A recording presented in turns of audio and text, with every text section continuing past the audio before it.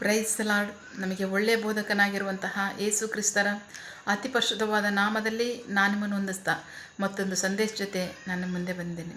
ದೇವರ ಹಸ್ತವು ತಾನೇ ಕಳೆದ ದಿನವೆಲ್ಲ ನಿಮ್ಮನ್ನು ನನ್ನನ್ನು ಆತ್ಮಿಕವಾಗಿ ವಾಕ್ಯಗಳ ಮೂಲಕವಾಗಿ ಬಲಪಡಿಸಿ ಚೈತನ್ಯಗೊಳಿಸಿ ಜೊತೆಗಾರರಾಗಿದ್ದು ನಡೆಸ್ತಿದ್ದಾರೆ. ವೈಯಕ್ತಿಕವಾಗಿ ನಮ್ಮ ಅಗತ್ಯಗಳನ್ನ ಪೂರೈಸಿ ನಾವು ಕೈ ಮಾಡ್ತಕ್ಕಂಥ ಕೆಲಸಗಳನ್ನ ಆಶೀರ್ವದಿಸಿ ಕಾದು ಪೋಷಿಸಿ ಜೊತೆಗಾರರಾಗಿದ್ದು ನಡೆಸ್ತಿರೋದಕ್ಕಾಗಿ ದೇವರಿಗೆ ಸ್ತುತಿಯು ಘನವು ಮಹಿಮೆಯು ಸದಾ ಕಾಲವು ಸ್ವಂತವಾಗಿರಲಿ. ಆಮೇನ್. ಈ ದಿನದ ಸಂದೇಶದ ವಾಕ್ಯ ಭಾಗ ಮತ್ತಾಯನ ಸುವಾರ್ತೆ 6ನೇ ಅಧ್ಯಾಯ 24ನೇ ವಾಕ್ಯ. Matthew chapter 6 word 24. ಯಾವನು ಇಬ್ಬರು ಯಜಮಾನರಿಗೆ ಸೇವೆ ಮಾಡಲಾರನು. ಅವನು ಒಬ್ಬನನ್ನು ದ್ವೇಷಿಸಿ ಇನ್ನೊಬ್ಬನನ್ನು ಪ್ರೀತಿಸುವನು, ಇಲ್ಲವೇ ಒಬ್ಬನನ್ನು ಹೊಂದಿಕೊಂಡು ಇನ್ನೊಬ್ಬನನ್ನು ಹೀನಾಯಿಸುವನು. ನೀವು ಒಟ್ಟಿಗೆ ದೇವರಿಗೂ ದನಕ್ಕೂ ಸೇವೆ ಮಾಡಲಾರಿರಿ. ದೇವರಿಗೆ ಸ್ತೋತ್ರ. ವಾಕ್ಯ ಭಾಗದಲ್ಲಿ ಖಚಿತವಾಗಿ ಯೇಸು ಕ್ರಿಸ್ತ ನಮಗೆ ಬೋಧಿಸ್ತಾ ಇದ್ದಾರೆ. ಯಾರು ಸಹ ಇಬ್ಬರು ಯಜಮಾನರಿಗೆ ಸೇವೆ ಮಾಡಲಿಕ್ಕೆ ಸಾಧ್ಯವೇ ಇಲ್ಲ, ಆಗೋದೇ ಇಲ್ಲ ಅಂತ ಅವ್ರು ಖಚಿತವಾಗಿ ಹೇಳ್ತಾ ಇದ್ದಾರೆ. ಬಹಳ ಪ್ರಮುಖವಾಗಿ ನೀವು ದೇವರನ್ನು ದನವನ್ನು ಇಬ್ಬರನ್ನು ಪ್ರೀತಿ ಮಾಡೋಕ್ಕಾಗಲ್ಲ. ಒಬ್ಬರನ್ನ ಹೊಂದ್ಕೋತೀರಾ, ಒಬ್ಬರನ್ನ ಬಿಟ್ಟುಕೊಡ್ತೀರಾ. ದೇವರಿಗೆ ಸ್ತೋತ್ರ. ಹಣ ಇಲ್ಲದೆ ನಾವೇನಾದ್ರು ಮಾಡೋಕ್ಕಾಗುತ್ತಂದರೆ ಇಲ್ಲ. ಹೋಗ್ಲಿ, ಹಣ ಕೊಟ್ಟರು ಯಾರು ಅಂದರೆ ಅವರೇ. ಬಹಳ ಪ್ರಮುಖವಾಗಿ ದೇವರು ನಮ್ಮ ಮುಂದೆ ಏನೆಲ್ಲ ಇಟ್ಟಿದ್ದಾರೆ ಅಂದರೆ, ಈಗ ಮಾತ್ರ ಅಲ್ಲ, ಏದೇನು ತೋಟದಲ್ಲೂ ಸಹ ದೇವರು ಹೇಳಿದ್ರು, ಜೀವವನ್ನು ಮರಣವನ್ನು ಎರಡೂ ನಿನ್ನ ಮುಂದೆ ಇಟ್ಟಿದ್ದೀನಿ, ನಿಮ್ಗೆ ಯಾವ್ದು ಬೇಕೋ ಅದನ್ನು ಆರಿಸ್ಕೊಳ್ಳಿ ಅಂತಂದರು. ಒಳ್ಳೆಯದನ್ನು ಕೆಟ್ಟದನ್ನು ಎರಡು ನಿಮ್ಮ ಮುಂದೆ ಇಟ್ಟಿದ್ದೀನಿ, ನಿಮಗೆ ಬೇಕಾದನ್ನು ಆರಿಸ್ಕೊಳ್ಳಿ ಅಂತಾರೆ. ಸುಳ್ಳು ಸತ್ಯ ಎರಡು ನಿಮ್ಮ ಮುಂದೆ ಇಟ್ಟಿದ್ದೀನಿ, ನಿಮಗೆ ಬೇಕಾದನ್ನು ಆರಿಸ್ಕೊಳ್ಳಿ ಅಂತಾರೆ. ಸ್ವತಂತ್ರ ಉಂಟು ಬೇಕಾದನ್ನು ಆರಿಸ್ಕೊಳ್ಳೋದಕ್ಕೆ. ಖಂಡಿತವಾಗ್ಲೂ ದೇವರೇ ಅದನ್ನು ಕೊಟ್ಟಿದ್ದಾರೆ. ನಿಮಗೆ ಬೇಕಾದನ್ನು ಆರಿಸ್ಕೊಳ್ಳಿ. ಅದನ್ನು ನಾನು ಎರಡನ್ನೂ ಇಟ್ಟಿದ್ದೀನಿ. ಜೀವವನ್ನು ಇಟ್ಟಿದ್ದೀನಿ, ಮರಣವನ್ನು ಇಟ್ಟಿದ್ದೀನಿ, ಒಳ್ಳೆಯದನ್ನು ಇಟ್ಟಿದ್ದೀನಿ, ಕೆಟ್ಟದನ್ನು ಇಟ್ಟಿದ್ದೀನಿ, ಸತ್ಯವನ್ನು ಇಟ್ಟಿದ್ದೀನಿ, ಸುಳ್ಳು ಇಟ್ಟಿದ್ದೀನಿ. ನಿಮ್ಗೆ ಯಾವ್ದು ಬೇಕು ಅದನ್ನು ಆರಿಸ್ಕೊಳ್ಳಿ ಅಂತ ಹೇಳ್ತಾರೆ. ದೇವರಿಗೆ ಸ್ತೋತ್ರ. ಆದರೆ ಬಹಳ ಪ್ರಮುಖವಾಗಿ ಜೀವ ಅಸತ್ಯ, ಒಳ್ಳೆಯದು ಅದು ಯಾವುದಾಗಿದೆ ಅಂದರೆ ಸ್ವರ್ಗದ ನಿಕ್ಷೇಪಗಳಾಗಿದೆ ಅಂತ ವಾಕ್ಯ ಹೇಳುತ್ತೆ.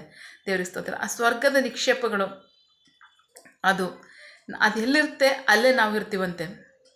ಸೊ ಅಷ್ಟು ಮಾತ್ರ ಅಲ್ಲ, ಅದಕ್ಕಾಗಿ ನೀವು ಆಸ್ತಿಯನ್ನು ಕೂಡ ಇಟ್ಕೊಳ್ರಿ. ನಿತ್ಯ ಜೀವಕ್ಕೋಸ್ಕರವಾಗಿ ನೀವು ಆತ್ಮಗಳನ್ನು ಕೂಡ ಇಟ್ಕೊಂಡ್ರಿ. ಅದು ನೀವೆಲ್ಲಿರ್ತೀರಾ ಅದೆಲ್ಲಿರುತ್ತೆ, ನೀವು ಅಲ್ಲೇ ಇರ್ತೀರಾ ಅಂತ ವಾಕ್ಯ ಹೇಳುತ್ತೆ.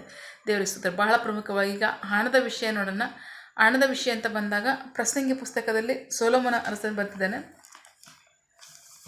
ಸೊಲೊಮೋನ ಅರಸನು ಸಕಲ ವೈಭವದಿಂದ ಆಳಿದಂಥ ಅರಸನು. ಅವನ ಜೀವಿತದ ಅಂತ್ಯದಲ್ಲಿ ಅವನಿಗಾದಂತಹ ಅನುಭವನ ಕುರಿತಾಗಿ ಅವನು ಹಂಚ್ಕೋತಾ ಇದ್ದಾನೆ. ನೋಡೋಣ. ಪ್ರಸಂಗಿ ಪುಸ್ತಕ 3ನೇ ಅಧ್ಯಾಯ 8ನೇ ವಾಕ್ಯದಿಂದ 10ನೇ ವಾಕ್ಯದವರೆಗೆ. ಎಕ್ಲಿಷಿಯಸ್ ಚಾಪ್ಟರ್ 5 ವರ್ಡ್ಸ್ 8 to 10. ಬಡವರ ಹಿಂಸೆಯನ್ನು, ಒಬ್ಬ ಅಧಿಪತಿಯಲ್ಲಿ ನೀತಿ ನ್ಯಾಯಗಳ ಬಲಾತ್ಕಾರದಿಂದ ವಕ್ರತೆಯನ್ನು ನೀನು ನೋಡಿದರೆ ಆ ಸಂಗತಿಯಲ್ಲಿ ಆಶ್ಚರ್ಯಪಡಬೇಡ. ಏಕೆಂದರೆ ಒಬ್ಬ ಅಧಿಕಾರಿಯ ಮೇಲೆ ಇನ್ನೊಬ್ಬನಿದ್ದಾನೆ, ಅವರಿಬ್ಬರ ಮೇಲೆ ಮತ್ತೊಬ್ಬ ಹೆಚ್ಚಿನ ಅಧಿಕಾರವುಳ್ಳವನಾಗಿದ್ದಾನೆ. ಭೂಮಿಯ ಲಾಭವು ಎಲ್ಲರಿಗೂ ಇದೆ, ಭೂಮಿಯಿಂದಲೇ ಅರಸನಿಗೆ ಲಾಭವಾಗುತ್ತದೆ. ಹಣವನ್ನು ಪ್ರೀತಿಸುವವರಿಗೆ ಎಂದಿಗೂ ಸಾಕಷ್ಟು ಹಣ ದೊರೆಯದು. ಐಶ್ವರ್ಯವನ್ನು ಪ್ರೀತಿಸುವವನು ತನ್ನ ಆದಾಯದಿಂದ ತೃಪ್ತಿಗೊಳ್ಳನು, ಇದು ಸಹ ವ್ಯರ್ಥವೇ. ದೇವರಿಗೆ ಸ್ತೋತ್ರ. ಅವನು ಬರಿತಿದ್ದಾನೆ. ಆಕಾಶ ಸುಮಾರು ಈಗಾಗಲೇ ನಾವು ತಿಳ್ಕೊಂಡು 34 ಬಾರಿ ಆಕಾಶದ ಕೆಳಗೆ ಭೂಮಿಯ ಮೇಲೆ ಅಷ್ಟು ಹೀಗೆ 34 ಬಾರಿ ಈ ಪದವನ್ನು ಬಳಸಿದ್ದಾನೆ. ಅಂದರೆ ಎಲ್ಲವೂ ಸಹ ವ್ಯರ್ಥವೇ. ಯಾಕೆ ಅಂದರೆ ನಾವು ಹೇಗೆ ಬಂದಿದ್ವಿ ಹಾಗೆ ತಿರುಗಿ ವಾಪಸ್ ಹೋಗ್ತೀವಿ, ನಾವು ಏನು ತೊಗೊಂಡೋಗಲ್ಲ. ಅಷ್ಟು ಮಾತ್ರ ಅಲ್ಲ, ಉಂಡು ತಿಂದು ಕುಡಿಯೋದೇ ಮನುಷ್ಯನಿಗೆ ಲಾಭ, ಅದೇ ಸಾಕು, ಆ ಭಾಗ್ಯವೇ ಸಾಕು. ಇದು ಸಹ ದೇವರಿಂದಲೇ ಆಗ್ತಕ್ಕಂಥದ್ದು. ಯಾಕೆಂದರೆ ದೇವರು ಹೇಳ್ತಾರೆ, ನಿಮ್ಮ ಕಷ್ಟಾರ್ಜಿತವನ್ನು ನಿಮ್ಮ ಕೈ ಫಲವನ್ನು ನಾನು ಆಶೀರ್ವದಿಸ್ತೀನಿ ಅಂತ. ಆ ಕಷ್ಟಾರ್ಜಿತವನ್ನು ಕೈ ಫಲವನ್ನು ನಮ್ಮ ಜೀವಿತ ಕಾಲವೆಲ್ಲ ನಾವು ಉಂಡು ತಿಂದು ಕುಡಿದು ಸುಖ ಪಡಬೇಕಾದ್ರೆ, ಸಂತೋಷ ಪಡಬೇಕಾದ್ರೆ ದೇವರ ಆಶೀರ್ವಾದ ಬೇಕೇ ಬೇಕು. ಆರೋಗ್ಯದ ನಾವು ಅದನ್ನು ಅನುಭವಿಸೋಕ್ಕೆ ಸಾಧ್ಯ. ಆರೋಗ್ಯ ಇಲ್ಲದೆ ಯಾವ ಐಶ್ವರ್ಯ ಇದ್ರೂ ಎಷ್ಟಿದ್ರೂ ಸಹ ಅದನ್ನು ಅನುಭವಿಸೋಕ್ಕಾಗಲ್ಲ. ದೇವರು ನಮಗೆ ಆರೋಗ್ಯವನ್ನು ಕೊಟ್ಟಿದ್ರೆ ಅದನ್ನು ಜೀವಿತ ಪೂರ್ತಿಯಲ್ಲಿ ನಾವು ಅನುಭವಿಸ್ತೀವಲ್ಲ, ಸಂತೋಷ ಪಡ್ತೀವಲ್ಲ.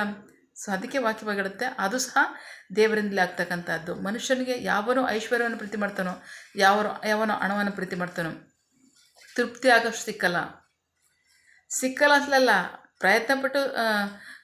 ಪ್ರಯಾಸಪಟ್ಟು ದುಡಿತಾರೆ ನಿಜ, ಬಟ್ ವಾಕ್ಯ ಹೇಳುತ್ತೆ ತೃಪ್ತಿ ಆಗೋಷ್ಟು ಸಿಕ್ಕಲ್ಲ. ಆದರೆ ದೇವರನ್ನ ಪ್ರೀತಿ ಮಾಡೋದಾದರೆ ದೇವರು ನಮ್ಮ ನಿರೀಕ್ಷೆಗೆ ಮೀರಿ ಕೊಡ್ತಾರೆ, ನಮ್ಮ ಸಾಮರ್ಥ್ಯಕ್ಕೆ ಮೀರಿ ಕೊಡ್ತಾರೆ, ನಮ್ಮ ಶಕ್ತಿಗೆ ಮೀರಿ ಕೊಡ್ತಾರೆ. ನಾವು ಬಯಸ್ಬೋದಕ್ಕಿಂತಲೂ ಅಧಿಕವಾಗಿ ಅವ್ರು ಕೊಡ್ತಾರೆ. ಸೊ ಹಾಗಾಗಿ ಅದನ್ನು ಕೊಡ್ತಕ್ಕಂಥ ದೇವ್ರನ್ನ ಪ್ರೀತಿ ಮಾಡ್ತಕ್ಕಂಥದ್ದೇ ದೊಡ್ಡ ಕಾರ್ಯ. ಅದಕ್ಕಿಂತಲೂ ಅದನ್ನು ಕೊಡ್ತಕ್ಕಂಥ ದೇವ್ರನ್ನ ಪ್ರೀತಿ ಮಾಡ್ತಕ್ಕಂಥದ್ದೇ ದೊಡ್ಡದು. ದೇವರಿಗೆ ಸ್ತೋತ್ರ. ಅದೇ ದೊಡ್ಡ ಆಶೀರ್ವಾದವಾಗಿದೆ. ಭಾಳ ಪ್ರಮುಖವಾಗಿ ನಮಗೆ ಹಣ ಬೇಕು. ಹಣ ಇಲ್ಲದೆ ನಾವೇನು ಮಾಡ್ಲಿಕ್ಕೆ ಸಾಧ್ಯ? ಏನು ಮಾಡ್ಲಿಕ್ಕೆ ಸಾಧ್ಯವಿಲ್ವಲ್ಲ. ಆದರೆ ಅದನ್ನು ಕೊಡೋರು ಯಾರಾಗಿದ್ದಾರೆ ಅಂದರೆ ದೇವರೇ ಕೊಡೋರಾಗಿದ್ದಾರೆ. ಆದರೆ ಅದ್ರ ಜೊತೆಯಲ್ಲಿ ಅದ್ರ ಹಿಂದೆ ನೀವು ವ್ಯರ್ಥವಾದ ಪ್ರಯತ್ನ ಮಾಡಬೇಡ್ರಿ. ದೇವರಿಗೆ ಸ್ತೋತ್ರ. ಒಂದು ವಾಕ್ಯ ಭಾಗ ನೋಡೋಣ. 2 ತಿಮೋತಿ 6ನೇ ಅಧ್ಯಾಯ 10ನೇ ವಾಕ್ಯ. 2 ತಿಮೋತಿ ಚಾಪ್ಟರ್ 6:10. ಹಣದ ಪ್ರೀತಿಯು ಸಕಲ ವಿಧವಾದ ಕೆಟ್ಟತನಕ್ಕೆ ಬೇರಾಗಿದೆ. ಕೆಲವರು ಅದಕ್ಕಾಗಿ ಆತುರಪಟ್ಟು ನಂಬಿಕೆಯಿಂದ ದೂರ ಹೋಗಿ ಅನೇಕ ದುಃಖಗಳಿಂದ ತಮ್ಮನ್ನು ತಿಳಿಸಿಕೊಳ್ಳುತ್ತಾರೆ. ದೇವರಿಗೆ ಸ್ತೋತ್ರ. ಬಹಳ ಪ್ರಮುಖವಾಗಿ ಯೇಸು ಕ್ರಿಸ್ತರಲ್ಲಿ ಶಿಷ್ಯರಿಗೆ ಬೋಧಿಸ್ತಾ ಇರ್ತಕ್ಕಂಥದ್ದು. ಶಿಷ್ಯರಿಗೆ ಸೇವೆ ಮಾಡೋರಿಗೆ ಹಣ ಬೇಕಾಗಿರೋ ಬೇಕು, ಆದರೆ ಕೊಡೋರು ಯಾರು? ಅವರೇ ಕೊಡ್ತಾರೆ. ನಮಗೆ ಬೇಕು ಬೇಕು ಬೇಕು ಈಗ ಸಿಗದಿದ್ರೆ ಕಷ್ಟ ಆಗುತ್ತೆ ಅಂದ್ಕೋತೀವಿ. ಸಿಗದಿದ್ರೆ ಕಷ್ಟ ಆಗೋದಲ್ಲ, ಅವಶ್ಯಕತೆ ನಮಗೆ ಈ ಸಮಯ ಅದರ ಅವಶ್ಯಕತೆ ಸಮಯ ಮುಗಿಯೋಕ್ಕೆ ಮುಂಚೆನೇ ದೇವರು ಅದನ್ನು ಕೊಟ್ಟು ಪೂರೈಸ್ತಾರೆ. ದೇವರಿಗೆ ಸ್ತೋತ್ರ. ಸೊ ಹಾಗಾಗಿ ಹಣದ ಆಸೆ ಏನ್ಮಾಡಿದ್ರೆ ಸಕಲ ವಿಧವಂತ ಕೆಟ್ಟದಕ್ಕೆ ಅದು ಬೇರಾಗಿದೆ. ಅನೇಕರು ಅದಕ್ಕೆ ಆಸೆಪಟ್ಟು ನಂಬಿಕೆಯಿಂದಲೇ ದೂರವಾಗಿ ಕೆಟ್ಟ ಕಾರ್ಯಗಳಿಂದ ತಮ್ಮನ್ನು ತಾವು ವಂಚಿಸ್ಕೊತಾ ಇದ್ದಾರೆ ಅಂತ ವಾಕ್ಯ ಹೇಳುತ್ತೆ. ದೇವರಿಗೆ ಸ್ತೋತ್ರ. ಸೊ ಹಾಗಾಗಿ ಪ್ರೀತಿಯ ಮಕ್ಕಳ ಪ್ರೀತಿಯ ದೇವರು ಯೇಸು ಕ್ರಿಸ್ತರು ಶಿಷ್ಯರಿಗೆ ಬೋಧಿಸ್ತಕ್ಕಂಥದ್ದು. ಯಾರು ಸಹ ಇಬ್ಬರು ಯಜಮಾನರಿಗೆ ನೀವು ಸೇವೆ ಸಲ್ಲಿಸೋಕ್ಕಾಗಲ್ಲ. ಒಬ್ಬನ ಪ್ರೀತಿ ಮಾಡ್ತೀರಾ, ಇನ್ನೊಬ್ಬನ ಬಿಟ್ಕೊಡ್ತೀರಾ. ಒಬ್ಬನ ಅನುಸರಿಸಿ ನಡ್ತೀರಾ, ಇನ್ನೊಬ್ಬನ ದೂರ ತಳ್ತೀರಾ. ಸೊ ಹಾಗಾಗಿ ಯಾವುದು ನಮಗೆ ಮುಖ್ಯ? ನಮ್ಮ ಕರ್ತವ್ಯ ಏನಂದರೆ ದೇವರನ್ನ ಪ್ರೀತಿ ಮಾಡ್ತಕ್ಕಂಥದ್ದು, ಅದನ್ನು ಅನುಸರಿಸಿ ನಡ್ತಕ್ಕಂಥದ್ದು. ಅವಶ್ಯಕತೆಗಳನ್ನ ತಕ್ಕ ಕಾಲದಲ್ಲಿ ಪೂರೈಸೋರು ಯಾರಾಗಿದ್ದಾರೆ ಅಂದರೆ ಅವರೇ ಆಗಿದ್ದಾರೆ. ಅವ್ರು ಕೊಡದೆ ನಾವು ಏನು ಹೊಂದ್ಕೊಳ್ಳೋಕೆ ಸಾಧ್ಯವಿಲ್ಲ. ಅವ್ರು ಕೊಡೋರೇ ಆಗಿದ್ದಾರೆ. ನಾವು ಹೊಂದ್ಕೋತೀವಿ ಅಷ್ಟು ಮಾತ್ರ ಅಲ್ಲ, ಅದರ ಕಾರ್ಯವನ್ನು ನಂಬಿಗಸ್ತರಾಗಿ ಮಾಡೋದಕ್ಕೆ ನಮ್ಮನ್ನು ಒಪ್ಪಿಸ್ಕೊಡೋಣ. ಪ್ರಾರ್ಥಿಕೊಳ್ಳೋಣ.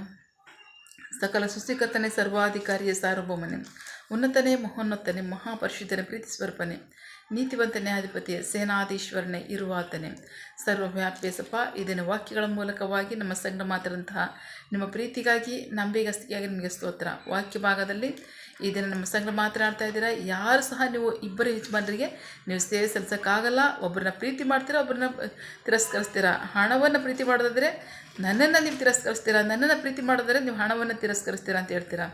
ನಂಬಿಗಸ್ತರಾಗಿ ಒಪ್ಪಿಸ್ಕೊಳ್ತೀವಿ. ನಿಮ್ಮ ಚಿತ್ತಂತೆ ಮಾಡೋದಕ್ಕೆ ಒಪ್ಪಿಸ್ಕೊಳ್ತೀವಿ. ನಿಮಗೆ ಮಹಿಮೆಯಾಗಲಿ, ನಮಗೆ ಆಶೀರ್ವಾದ, ರಕ್ಷಣೆ ಉಂಟಾಗಲಿ. ಆಮೇನ್. ಪ್ರಾರ್ಥನೆ ಕೇಳಿದ ಪ್ರೀತಿಗಾಗಿ ನಿಮಗೆ ಸ್ತೋತ್ರ.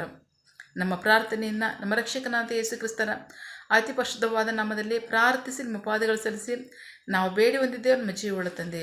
ಆಮೇನ್. God bless you all. ದೇವರು ತಾನೇ ದಿನ ವಾಕ್ಯಗಳ ಮೂಲಕವಾಗಿ ನಮ್ಮ ಸಂಗಡ ಮಾತನಾಡಿದ್ದಾರೆ, ನಮ್ಮನ್ನು ಆಶೀರ್ವದಿಸಿದ್ದಾರೆ. ಆಮೇನ್. All the best.